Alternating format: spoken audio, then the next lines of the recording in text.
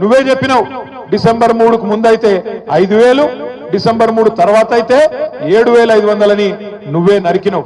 మరి ఆ లెక్క తీస్తే ఈ రోజు ఒక్కొక్క ఎకరానికి సంవత్సరంలో రేవంత్ రెడ్డి ఎంత బాకీ ఉన్నాడు ఎరికేనా? ఒక్కొక్క రైతుకు ఒక ఎకరానికి 17,500 రూపాయల చొప్పున బాకీ ఉన్నాడు. నీకు 2 ఎకరాలుంటే 35,000 బాకీ పడ్డాడు. నీకు 4 ఎకరాలుంటే 70,000 బాకీ పడ్డాడు రేవంత్ రెడ్డి. అందుకే ఇంటింటికి వచ్చే కాంగ్రెస్ నాయకులు రేపు సర్పంచ్ ఎలక్షన్లల్లా, జెడ్పీటీసీ ఎలక్షన్లల్లా, ఎంపీటీసీ ఎలక్షన్లల్లా మళ్ళా కాంగ్రెస్ వాళ్ళు వస్తారు.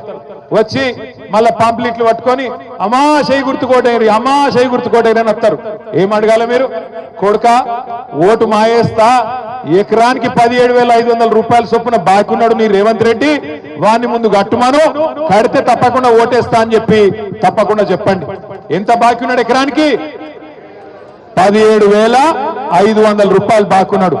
2 ఎకరాలుంటే 35,000 బాకీ, 4 ఎకరాలుంటే 70,000 రూపాయలు బాకీ ఉన్నాడు రేవంత్ రెడ్డి. రాగానే బాకీ ఉన్నాను ఎట్లా అడుగుతాం మనం? అవసరమైతే గల్ల పట్టుకొని అడగాలి. ఏమరా కొడుక ఏదో బాగా చెప్తే ఎలక్షన్ ముందు కాంగ్రెస్ గుద్దు గుద్దు అంటివి, అభయాస్తం అంటివి, ఇప్పుడు అభయాస్తం భస్మాసురాస్తం అయింది, నెత్తి మీద భస్మాసురాస్తం అయిపోయి ఆగమైపోతున్నాం, ఏం సంగతి అని అడగాలి.